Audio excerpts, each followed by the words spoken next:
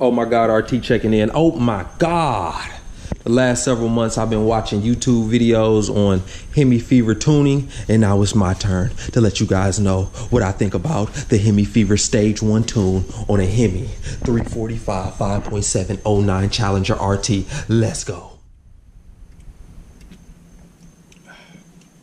Mountain Dew.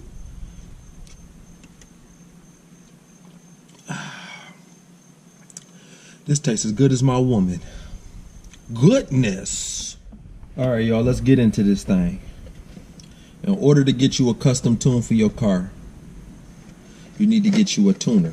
I went ahead and went with the Diablo Sport Intune i3 tuner. The tuner itself cost about 340 bucks. I got it preloaded with a Stage 1 HemiFever tune, so I paid $489 for the tuner and the Stage 1 tune. When you buy your tuner, you're gonna get this cheap ass iPhone 4 looking device. It's really not that bad though. It's real easy to use, sensitive to touch. It's a real nice little tuner. It just looks like an iPhone 4. So you're gonna get your device. You're gonna get you a cord to plug into your laptop to download tunes and do whatever you do. You're gonna get this cord right here, which plugs into the bottom of your steering wheel, plugs into the tuner, and this is how you actually tune your car. It's very easy. I was worried about it being hard because I'm not the most mechanical person, but it's as simple as plug it in, plug and play. Good to go. Now let's go over some of the mods I got done to my car. I got JBA long tube headers. I got JBA mid pipes with cats, cold air intake, 2 Series 10 Flowmaster mufflers. Yeah,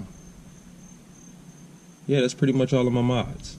So I ran the car for about 2 weeks with no custom tune, and you know, you spend $2,500, $2,000 on modifications. You want to get the most out of them, of course. So I was on YouTube doing a bunch of research, and I seen that it was a couple custom tunes you could get through email. So I said, why not? Let me give it a shot. So I bought my tuner. $489 came with the Stage 1 HemiFever tune directly on HemiFever's website. Shipped it right to my house. I got it the same week I ordered it. I seen HemiFever tuning, and I seen a guy named Jay Green who has a lot of positive reviews about his custom tune, but I ended up going with HemiFever just because the tuner and the Stage 1 tune was like a package deal. I figured I'd try that first. Oh my God. All right, when I first got my Diablo Sport Intune i3 tuner, I did not immediately have my Stage 1 tune that came with the tuner from HemiFever. When you buy this tuner, if you buy it without a Stage 1 tune coming with it, you will have 3 can tune, which basically means you will have 3 tunes that are preloaded onto this. It's 87 octane, 91 octane, and 93 octane. When I first got this tuner, before I got my Stage 1 from Sean at HemiFever, I put a 93 octane tune on my car. And yes, I could tell a difference. It woke the car up a little bit. With the 93 octane tune, I'd say I had it on there for about 48 hours. I rode around with it. I enjoyed it. If I didn't have all of these modifications done in my car and I just wanted to get a tuner and put a 93 octane can tune on my car, I would have been satisfied with that tune compared to just running it stock with the stock computer settings. But oh boy, when I got my HemiFever Stage 1 tune, I had immediately tooted the ass up. Toot that ass up. It was an immediate difference. I could tell it from the second I cranked my car. All right, now if you put a 93 octane tune in your car, whether it's the can tune or a 93 octane tune through Jay Green or HemiFever or whoever you decide to go with, make sure you put 93 octane gas in your car. Now I will say this, I get my oil changed every 3,000 miles. I'm about 2,600 miles in right now, so that means I got 400 miles left before I need an oil change.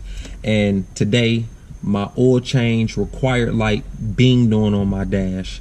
So you need to be conscious of the type of gas you're running when you get these custom tunes, and you also need to stay on top of your oil, because I do believe the car is frying the oil up faster than it did before, now that the computer's a little different in the car. Before For $160, this tune was vastly worth it. Like I told you guys before, if you spend $2,500 on modifications, hell, if you spend $200 on modifications, you want to get the most out of that mod, best bang for your buck. So you definitely want to look into getting the tune. Just be careful and stay on top of your car and make sure that your oil levels are straight, you're running the right gas, yada yada yada. This is all common sense. You know, you got to take care of these cars, especially when you get to fucking around in the computers. But the best thing about getting these tunes is when you first plug it into your car, it will save the stock computer tune that's already on your car. So say you have to go in for warranty work, you can just plug the tuner back in and re-download it to your car and take it right up to the dealership like nothing ever happened. Never take your car up to the dealership with a custom tune preloaded onto your car, because they're gonna kick you right out the door. When I first got my headers installed, I could definitely feel a difference with the computer stock tune that the car already had on it. I could tell a difference. When I put the 93 octane tune and I put the stage 1 HemiFever tune on there, I was definitely getting the most out of my headers at this point. The car accelerates faster. I went from switching gears at 5,600 RPMs to up near 7,000 now. It's just a big difference, man. It's definitely fun to drive this car every day. It will drink up some gas though. Big boy gas prices. Big boy gas prices, so be ready. If I leave my house and I'm heavy on the pedal, I could fry up a quarter tank of gas just driving 20 miles downtown and coming back. I'll burn up a whole quarter tank of gas if I'm heavy on the pedal. But if I'm driving the way that I'm supposed to drive and shifting early and not running it way up in RPMs, then it's not as bad. But of course, you know, we get these cars and we start modding them and we drive the dog shit out of them. The guys at HemiFever Tuning were very fast in responding to messages. They asked the list of my modifications so they could tune the car. They sent me one tune after I told them my mods I had on the car. He told me to go out and do some data logging. These devices are capable of data logging, so he had me drive around in just regular traffic, stop and go traffic for 10 minutes, and he wanted me to do a 0 to 75 run with data logging on the tuner. I did that, sent it back to him. He analyzed it, said everything was good, and bam, I had the perfect tune for my car. I've heard a lot of good things on YouTube about a guy named Jay Green. A lot of people say that Jay Green is better than HemiFever Tuning. The only reason I didn't go with Jay Green first is because Jay Green was not offering a tuner along with a stage 1 tune as a package deal. So that's why I went with HemiFever. In the near future, I do plan on getting a Jay Green tune so I can compare the two. So it'll be a video coming on that.